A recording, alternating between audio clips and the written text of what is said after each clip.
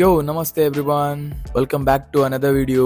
ఈ video record చేసింది October 4th అండ్ ఎడిట్ చేస్తుంది November 30th. కట్ చేస్తే October 4th muscle mania Hyderabad registration day. Team వానారం నుంచి తేజ ఫస్ట్ టైం కంప్లీట్ చేస్తున్నాడు. ఇది ట్యాంక్ బండ్ దగ్గర ఉన్న ఒక మ్యూజియం అన్నమాట. అండర్ గ్రౌండ్ లో ఒక ఆడిటోరియం ఉంటుంది, అందులో కండక్ట్ చేస్తున్నారు అనమాట. రావడంతో శివయ్య దర్శనం శుభ సూచకం. వాయబ్బా, రాసులు వచ్చేస్తున్నాయి నాకు కూడా. And as a part of registration మనం పేమెంట్ ఆల్రెడీ ఆన్లైన్ లో చేసింటాం కాబట్టి మనం వచ్చినామని మన అటెండెన్స్ చూపిస్తాం. మన ఐడి ప్రూఫ్ చెకింగ్ తర్వాత యూరిన్ టెస్ట్ శాంపుల్స్ కూడా ఈ రోజు ఇచ్చేస్తాం అనమాట. తేజ ఒకటే డివిజన్ లో ఆడుతున్నాడు కాబట్టి జస్ట్ 60 days ముందర మేము రిజిస్ట్రేషన్ చేసుకున్నాం. దానికోసం మాకు ఒక్క కేటగిరీకి 7,500 పడింది అనమాట. సో రిజిస్ట్రేషన్ అయిపోయిన వాళ్ళకి కాంప్లిమెంటరీ పెట్స్ ఉంటాయి అనమాట. దాని తర్వాత ట్రంక్ నెంబర్స్ సెలెక్ట్ చేసుకోవాలా. తొందరగా వస్తే మనకు కావాల్సిన నెంబర్ మనకు దొరుకుతుంది అనమాట, లేదంటే ఉన్నది మనం తీసుకోవాల్సి వస్తుంది. తేజ అయితే 298 సెలెక్ట్ చేసుకున్నాడు. దాని తర్వాత కాంప్లిమెంటరీ పెర్క్స్ కూడా తీసేసుకొని ఈవెంట్ అంతా ఒక రౌండ్ వేసుకొని వెళ్ళిపోయినాం. ఇంకా ఎందుకంటే తేజ ఇంకా నెక్స్ట్ డేనే స్టేజ్ ఎక్కాలి కాబట్టి స్ట్రెస్ ఎక్కువ తీసుకోకుండా వీలైనంత రెస్ట్ తీసుకోవడానికి ట్రై చేస్తాం. ఇంకా గ్రూమింగ్ కూడా పెండింగ్ ఉంది. సో ఇదేనండి ఆడిటోరియం.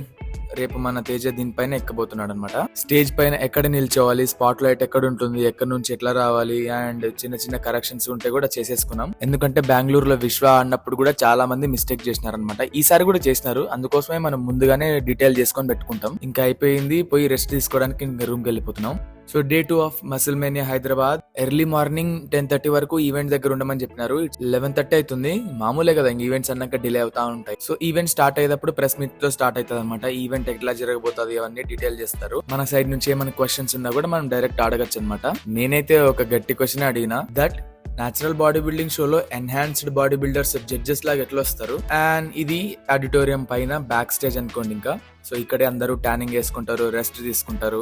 కొంచెం ఎండ ఎక్కువైందని చెప్పేసి మేము చెట్ల కిందకి వెళ్ళిపోయినాం. స్ప్రే ట్యాన్ ఉంది, టచ్ అప్ ట్యాన్ కూడా ఉందన్నమాట. సో మాకు చాలా ఎక్స్పెన్సివ్ అనిపించింది, అందుకోసమే మేము సైడ్ నుంచి ట్యాన్ కొనుక్కొని వచ్చినాం. మేమే సొంతంగా వేసుకున్నాం అని చెప్పేసి. ప్రెస్ మీట్ వదిలినాక ఒక అర్ధ గంటకి ఈవెంట్ స్టార్ట్ అవుతుంది అన్నారు. సో జూనియర్ కేటగిరీతో స్టార్ట్ అవుతుంది కాబట్టి మన రావడానికి చాలా లేట్ అవుతుంది. మనం మెన్ ఫిజిక్ ఓపెన్ కేటగిరీ ఆడుతున్నాం కాబట్టి చాలా టైం పడుతుంది అని చెప్పేసి వచ్చి నిమ్మలంగా చెట్ల కింద వండుకున్నాం. ఒక్కొక్క కేటగిరీ లోపలికి పోతా ఉండగా ఇంకా మనల్ని లేపి కొంచెం మీల్ తినిపించిన అనమాట. మరి స్టేజ్ ఎక్కి ముందర తింటే కడుపు బ్లోటింగ్ అవుతుంది కాబట్టి ఇప్పుడు కొంచెం తింటే సెటిల్ డౌన్ అవుతుంది. ఇదే మనం ఆన్లైన్ నుంచి ఆర్డర్ చేసుకున్న ట్యాన్, దానికి దీనికి చాలా తేడా ఉంటుంది అనమాట. Tan, shiner, touch up pad 3 వస్తాయి దాంట్లో. ఈయన మన రవి గారు టికెట్స్ అమ్మడం స్టార్ట్ చేసినారు కాబట్టి సీట్లు దొరకవని ఫ్రంట్ లోనే వచ్చి కూర్చోబెట్టేశాను అనమాట.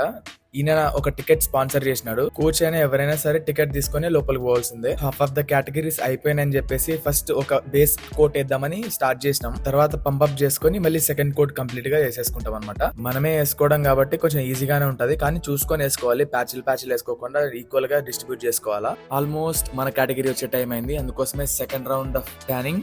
దాని తర్వాత కొంచెం పంపప్ చేసుకొని స్టేజ్ మీదకి సాగొట్టడమే. ట్యాన్ డీటెయిలింగ్ చాలా ఇంపార్టెంట్ అనమాట. ఎందుకంటే కొంచెం ఎక్కువైనా కొంచెం తక్కువైనా స్పాట్ లైట్ లో చాలా గలీజ్ కనిపిస్తుంది. పోజింగ్ చేసేటప్పుడు ఆబ్వియస్లీ స్వెట్ వస్తుంది కాబట్టి చాలా ట్యాన్ ఎక్కువ వేసామనుకోండి అది కరిగిపోయి కిందికి వచ్చేసాం అనమాట. అదే ట్యానింగ్ సరిగ్గా వేయలేదనుకోండి మన స్ట్రేషన్స్ కానీ మన సపరేషన్స్ కానీ ఏం కనిపించవు. సో పంప్ స్టార్ట్ చేసినాం అనమాట. అన్ని బాడీ పార్ట్స్ పంప్ చేస్తాము. రెసిస్టెంట్ బ్యాండ్ అయితే కొంచెం బెటర్ ఉంటుంది, ఎందుకంటే ఫాస్ట్ మూవ్మెంట్ గా పంప్ చేయొచ్చు కాబట్టి. చూసినారా, Teja single digit body fat percentage లో ఉన్నాడు. బ్యాక్ సపరేషన్స్ ఎట్లా వస్తున్నాయి చూడండి. ఆయన బాడీ వెయిట్ కి టాప్ నాచ్డ్ కండిషన్ ఇది. ఫుల్ క్రిస్ప్ ఉన్నాడు. బాడీ బిల్డింగ్ కాంపిటీషన్ లో ప్రెజెంటేషన్ కూడా చాలా పెద్ద రోల్ ప్లే చేస్తుంది అనమాట. అందుకోసమే గ్రూమింగ్ కూడా చాలా ఇంపార్టెంట్. ఫేస్ లో కళ కూడా మెయింటైన్ చేయాలి. ఊరికే ముబ్బు మంచి మీడియంట్లో పోతే కూడా ప్రెజెంటేషన్ కి మార్కులు పడవు. మొత్తానికి రాను టైం వచ్చేసింది. బ్యాక్ స్టేజ్ వచ్చేసినాం. One final go. అన్ని చెక్ చేసుకుంటాం అన్ని కరెక్ట్ గా ఉన్నాయి లేదని చెప్పేసి లిటిల్ పంప్ తోని. ప్రతి ఒక్క చిన్న డీటెయిలింగ్ మ్యాటర్ అనమాట ఇక్కడ. షోల్డర్ ఫైబర్స్, మజిల్ సపరేషన్ ఎట్లా కనిపిస్తున్నాయి చూడండి. అది సింగిల్ బాడీ ఫ్యాట్ పర్సెంటేజ్ తోనే పాసిబుల్ అవుతుంది అనమాట. Here you go. Back stage లో ఇంకొకసారి పోజింగ్ కరెక్ట్ ఉందా లేదా అని ఇంకొకసారి లాస్ట్ టైం చెక్ చేసుకుంటున్నాం. ఓపెన్ కేటగిరీ కదా, కొంచెం కాంపిటీషన్ బానే ఉంటుంది అనమాట. సో చూద్దాం.